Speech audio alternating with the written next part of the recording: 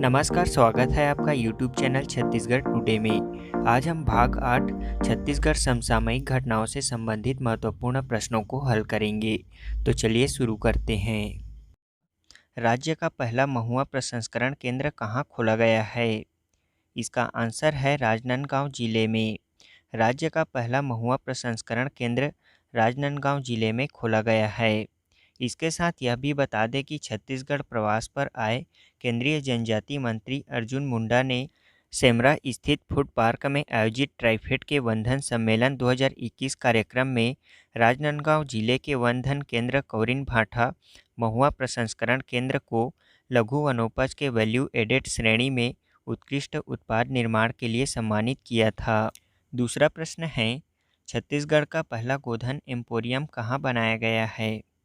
इसका आंसर है सरगुजा जिले के अंबिकापुर में। छत्तीसगढ़ का पहला गोधन एम्पोरियम अंबिकापुर में बनाया गया है। इसका संचालन नगर निगम व राष्ट्रीय शहरी आजीविका मिशन के मार्गदर्शन में गौठान प्रबंधन समिति द्वारा किया जा रहा है। इस एम्पोरियम में गोधन न्याय योजना के तहत गौठानों में खरीदे गए गोबर से महिला समूहों द्वारा निर्मित हो रहे विभिन्न उत्पादों की बिक्री की जाएगी। गोधन एम्पोरियम में गोबर से महिला समूहों द्वारा बनाई गई लकड़ी, ईंट, दिए, धूप बत्ती, अगरबत्ती विक्रय के लिए उपलब्ध है। ग्रामोदय पत्रिका किसकी रचना है? इसका आंसर है डॉक्टर नरेंद्र देव वर्मा की। ग्रामोदय पत्रिका डॉक्टर नरेंद्र देव वर्मा की रचना है। नवंबर 2020 में मुख्यमंत्री भूपेश बघेल ने अपने निवास कार्यालय में छत्तीसगढ़ राज्य गीत के रचयिता डॉक्टर नरेंद्र देव वर्मा पर केंद्रित ग्रामोदय पत्रिका के विशेषांक तथा कला साहित्य एवं संस्कृति की पत्रिका बहुमत के 101वें अंक का विमोचन किया गया था। दूसरा प्रश्न है, छत्तीसगढ़ का पहला वेदर डॉपलर कहाँ लगाया गया है? इसका आंसर है अंबिकापुर में। छत्तीसगढ़ का पहला वेदर डॉपलर सरगुजा जिले के अंबिकापुर में लगाया गया है। इससे 500 किलोमीटर रेंज तक आंधी तूफान और बारिश की सटीक जानकारी मिल जाती है। इसे लगभग 1 एकड़ क्षेत्र में 50 करोड़ रुपए की खर्च से बनाया गया है। इससे छत्तीसगढ़ के पड़ोसी राज्य उत्तर प्रदेश, झारखंड और उड़ीसा के कुछ इलाकों के मौसम संबंधी जानकारी भी मिल जाती है। तीसरा प्रश्न है, छत्तीसगढ़ के पहले यूनिसेफ सेलिब्रिटी एडवोकेट किसे बनाया गया है? इसका आंसर है अनुज शर्मा को। छत्तीसगढ़ के पहले UNICEF celebrity advocate Anuj Sharma को बनाया गया है। बता दें कि छत्तीसगढ़ में बच्चों के अधिकारों को बढ़ावा देने के लिए यूनिसेफ ने लोकप्रिय फिल्म अभिनेता पद्मश्री अनुज शर्मा को छत्तीसगढ़ के लिए अपना सेलिब्रिटी एडवोकेट घोषित किया है। अनुज शर्मा छत्तीसगढ़ में यूनिसेफ के पहले सेलिब्रिटी एडवोकेट हैं। वे स्वास्थ्य, पोषण, स्वच्छता, शिक्षा और बच्चों के संरक्षण को बढ़ावा देने और राज्य में जागरूकता पैदा करने में यूनिसेफ का साथ देंगे। छत्तीसगढ़ के किस स्थान को मिनी जंगल सफारी के रूप में विकसित किया जाएगा? इसका आंसर है पिलखा पहाड़ को। यह सरगुजा जिले में स्थित है। छत्तीसगढ़ के सरगुजा जिला स्थित पिलखा पहाड़ को मिनी जंगल सफारी के रूप में विकसित किया जाएगा। इसके लिए पहले चरण में पहाड़ और चारों ओर फेंसिंग व जल संरक्षण का काम होगा, ताकि जंगली जानवरों को उनके क्षेत्र में ही भोजन उपलब्ध हो सके। इसके अगले चरण में एडवेंचर से संबंधित सुविधाओं को बढ़ाया जाएगा। दूसरा प्रश्न है, राज्य अलंकरण सम्मान 2020 के तहत मिनी माता पुरस्कार से किसे सम्मानित किया गया है? इसका आंसर है श्रीमती सहाना कुरैशी को। राज्य अलंकरण सम्मान 2020 के तहत श्रीमती सहाना कुरैशी को मिनीमाता पुरस्कार 2020 से सम्मानित किया गया है। बता दें कि मिनीमाता सम्मान महिला उत्थान के क्षेत्र में महिला एवं बाल विकास विभाग द्वारा प्रदान किया जाता है। तीसरा प्रश्न है, मुख्यमंत्री भूपेश बघेल द्वारा विमोचित पुस्तक कॉफी टेबल बुक के लेखक कौन हैं? इसका आंसर है पूर्णश्री राउत। मुख्यमंत्री भूपेश बघेल ने भारत के शास्त्रीय नृत्य परंपरा के नैतिक मूल्यों पर आधारित नृत्य शास्त्र पौराणिक उत्पत्ति कॉफी टेबल बुक का विमोचन किया। यह कॉफी टेबल बुक संचालनालय संस्कृति एवं पुरातत्व रायपुर द्वारा प्रकाशित की गई है। कॉफी टेबल बुक की लेखिका अंतर्राष्ट्रीय नृत्यांगना पूर्णश्री राउत, सहायक संचालक संस्कृति एवं पुरातत्व रायपुर है। बता दें कि भारतीय शास्त्रीय नृत्य को प्राचीन काल में देवदासी नृत्य के नाम से जाना जाता था, क्योंकि यह नृत्य मंदिरों के गर्भगृह में किया जाता था।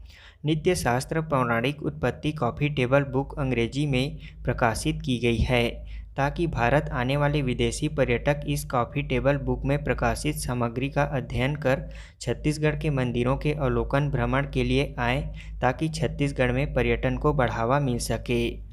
इस कॉफ़ी टेबल बुक में छत्तीसगढ़ के मंदिरों को प्रमुखता से शामिल किया गया है, जो कि यह पुस्तक पूर्णतः चित्रों पर आधारित है। छत्तीसगढ़ शासन ने खाद्य प्रसंस्करण उद्योगों में मंडी शुल्क छूट की सीमा कितनी की है? इसका आंसर है 2 करोड़ रुपए। छत्तीसगढ़ शासन ने खाद्य प्रसंस्करण उद्योगों में मंडी छूट की सीमा 2 करोड़ रुपए कर दी है। दूसरा प्रश्न है, पोलावरम परियोजना के तहत छत्तीसगढ़ का विवाद किस राज्य के मध्य चल रहा है? इसका आंसर है आंध्र प्रदेश। पोलावरम परियोजना के तहत छत्तीसगढ़ राज्य का विवाद आंध्र प्रदेश राज्य के मध्य चल रहा है। बता दें कि पोलावरम परियोजना, जो कि इंदिरा सागर परियोजना के नाम से भी जानी जाती है, गोदावरी नदी पर आंध्र प्रदेश में बनाया गया है। वर्ष 2014 में पोलावरम को राष्ट्रीय परियोजना घोषित किया गया है। तीसरा प्रश्न है, भाभा परमाणु अनुसंधान केंद्र की स्थापना कब हुई थी? इनके वर्तमान अध्यक्ष कौन हैं? इसका आंसर है भाभा परमाणु अनुसंधान केंद्र की स्थापना 1954 में हुई थी। 6 जनवरी सन 1954 को परमाणु ऊर्जा आयोग के द्वारा परमाणु ऊर्जा संस्थान के नाम से प्रारंभ हुआ था। 24 जनवरी सन 1966 में डॉक्टर भाभा की विमान दुर्घटना में आकस्मिक मृत्यु के बाद उनकी विनम्र श्रद्धांजलि के रूप में 12 जनवरी सन 1967 को इसका नया नाम भाभा परमाणु अनुसंधान केंद्र किया गया। इसका केंद्र मुंबई में स्थित है। इसके वर्तमान अध्यक्ष निदेशक अजीत कुमार मोहंती हैं। राज्य में नारायणपाल मंदिर कहाँ स्थित है? इसका आंसर है बस्तर जिले में। यह नारायणपाल मंदिर बस्तर जिले के बस्तर ब्लॉक के ग्राम नारायणपाल में स्थित एक विष्णु मंदिर है। यह मंदिर पुरातत्व विभाग के अधीन संरक्षित है। नारायणपाल के इस विष्णु मंदिर को देखने के लिए दूर दूर से पर्यटक यहां पहुंचते हैं, जिसकी संख्या अब धीरे धीरे बढ़ने लगी है। अब यहां प्रवेश, दर्शन, पार्किंग इत्यादि का शुल्क लिया जा रहा है। दूसरा प्रश्न है, तेंदुआ जनगणना रिपोर्ट के आधार पर छत्तीसगढ़ का देश में कौन सा स्थान है? इसका आंसर है 5वां। तेंदुआ जनगणना के आधार पर छत्तीसगढ़ का देश में 5वां स्थान है। देश में बाघों की संख्या 2014 में लगभग 8,000 थी, जबकि वर्तमान में इनकी संख्या 12,852 के करीब हो गई है। इनकी संख्या में 62% की वृद्धि दर्ज की गई है। देश में राज्यों में तेंदुओं की स्थिति इस प्रकार है। सर्वाधिक तेंदुआ मध्य प्रदेश में 3,421 तेंदुए, दूसरे स्थान पर कर्नाटक, तीसरे स्थान पर महाराष्ट्र, चौथे स्थान पर तमिलनाडु और 5वें स्थान पर 852 तेंदुओं के साथ हमारा छत्तीसगढ़ 5वें स्थान पर है। आदर्श थाना योजना के तहत राज्य में कितने जिलों में आदर्श थाना बनाए जाने की योजना है? इसका आंसर है सभी जिलों में। छत्तीसगढ़ के प्रत्येक जिले में आदर्श थाना योजना के तहत छत्तीसगढ़ के प्रत्येक जिले में आदर्श थाना बनाए जाने की योजना है। छत्तीसगढ़ के सभी पुलिस थानों को आदर्श थाना बनाने की पहल के तहत छत्तीसगढ़ में 1 जुलाई से आदर्श थाना और आदर्श थाना प्रभारी योजना शुरू की गई है, जिसके तहत राजधानी रायपुर में प्रदेश के प्रथम आदर्श आमानाका पुलिस थाने का लोकार्पण मुख्यमंत्री भूपेश बघेल द्वारा किया गया। इसके साथ आपको यह भी बता दें कि कबीरधाम जिले के बोड़ला थाना को केंद्रीय गृह मंत्रालय की तरफ से आदर्श थाना का पुरस्कार प्राप्त हुआ है। केंद्रीय गृह मंत्रालय की तरफ से छत्तीसगढ़ के 465 थानों में से बोड़ला थाना को annual ranking of police station 2019 में सर्वश्रेष्ठ थाना चुना गया है। अगला प्रश्न है, चिराग परियोजना को किस उद्देश्य से व कितने जिलों में प्रारंभ किया गया है? चिराग परियोजना का उद्देश्य बस्तर अंचल के आदिवासी किसानों को लाभदायी खेती के लिए प्रोत्साहित करना है। बस्तर अंचल के आदिवासी किसानों को लाभदायी खेती के लिए प्रोत्साहित करने के साथ ही उनकी माली हालत को बेहतर बनाने के उद्देश्य से 1036 करोड़ रुपए की चिराग परियोजना के लिए दिल्ली के मध्य MOU किया गया है। मुख्यमंत्री भूपेश बघेल की विशेष पहल पर हुए MOU से विश्व बैंक की सहायतित 6 वर्षीय चिराग परियोजना बस्तर संभाग के 7 जिलों के 13 विकास खंडों तथा मुंगेली विकास खंड के 1000 गाँवों में क्रियान्वित की जाएगी। इस परियोजना के लिए विश्व बैंक ने 6 वर्षीय मंजूरी प्रदान की है। चिराग परियोजना के लिए त्रिपक्षीय एमओयू भारत सरकार, वित्त मंत्रालय, विश्व बैंक एवं छत्तीसगढ़ सरकार के प्रतिनिधियों के मध्य हुआ है। इसमें जलवायु परिवर्तन के अनुसार उन्नत कृषि, उत्तम स्वास्थ्य के दृष्टिकोण से पोषण आहार में सुधार, कृषि एवं अन्य उत्पादों का मूल्य संवर्धन कर कृषकों को अधिक से अधिक लाभ दिलाना है। परियोजना अंतर्गत समन्वित कृषि, भू एवं जल संवर्धन, बाड़ी एवं उद्यान विकास, उन्नत मत्स्य एवं पशुपालन, दुग्ध उत्पादन के अतिरिक्त किसान उत्पादक संगठन द्वारा कृषकों के उपज की मूल्य संवर्धन कर आर्थिक आय अर्जित करने के लिए कार्य किए जाएंगे। राष्ट्रीय स्तर पर अर्बन मिशन के क्रियान्वयन में छत्तीसगढ़ को कौन सा स्थान प्राप्त हुआ है? इसका आंसर है पहला। राष्ट्रीय स्तर पर अर्बन मिशन के क्रियान्वयन में छत्तीसगढ़ को प्रथम स्थान प्राप्त हुआ है। बता दें कि छत्तीसगढ़ राज्य ने श्यामा प्रसाद मुखर्जी अर्बन मिशन की डायनामिक रैंकिंग में देश में अव्वल स्थान प्राप्त किया है। भारत सरकार के ग्रामीण विकास मंत्रालय द्वारा अर्बन मिशन क्लस्टर क्षेत्र में समेकित प्रदर्शन आधार पर की गई रैंकिंग में छत्तीसगढ़ राज्य ने उत्कृष्ट प्रदर्शन करते हुए देश में राज्यों की श्रेणी में छत्तीसगढ़ ने शीर्ष स्थान प्राप्त किया है। इसके पहले भी अर्बन मिशन के उत्कृष्ट क्रियान्वयन के लिए छत्तीसगढ़ को बेस्ट परफॉर्मिंग स्टेट का प्रथम पुरस्कार प्राप्त हो चुका है। भारत सरकार के ग्रामीण विकास मंत्रालय द्वारा अर्बन मिशन अंतर्गत अब तक हुए वित्तीय एवं भौतिक प्रगति का आकलन हेतु कुल 12 संकेतों के आधार पर करते हुए देश के समस्त अर्बन क्लस्टरों की डायनामिक रैंकिंग प्रणाली को मिशन अंतर्गत तैयार किए गए वेब पोर्टल द्वारा प्रारंभ की गई है। देश के विभिन्न राज्यों को आवंटित क्लस्टर के समेकित प्रदर्शन के आधार पर राज्यों की रैंकिंग की गई है, जिसमें उक्त मानकों के आधार पर की गई रैंकिंग के अनुसार छत्तीसगढ़ राज्य उत्कृष्ट प्रदर्शन करने वाले राज्यों की सूची में पुनः प्रथम स्थान प्राप्त किया है। दूसरा प्रश्न है, वर्तमान में छत्तीसगढ़ फिल्म एसोसिएशन के अध्यक्ष कौन हैं? इसका आंसर है दिलीप षडंगी। दिसंबर 2020 में छत्तीसगढ़ फिल्म एसोसिएशन के अध्यक्ष दिलीप षडंगी को बनाया गया है। बता दें कि राज्य में छत्तीसगढ़ फिल्म एसोसिएशन द्वारा वेबसाइट बनाया गया है, जिसके माध्यम से छत्तीसगढ़ फिल्म कलाकार फिल्म के टाइटल रजिस्ट्रेशन, फिल्म रजिस्ट्रेशन, कलाकारों के रजिस्ट्रेशन के लिए बम्बई जाना पड़ता था। अब इस वेबसाइट के माध्यम के बाद यहाँ के कलाकारों को इस कार्य के लिए बम्बई जाने की ज़रूरत नहीं पड़ेगी। छत्तीसगढ़ का पहला मेरीन फॉसिल पार्क किस जिले में बनाया गया है? इसका आंसर है कोरिया जिले में। छत्तीसगढ़ का पहला मेरीन फॉसिल पार्क कोरिया जिले में बनाया गया है।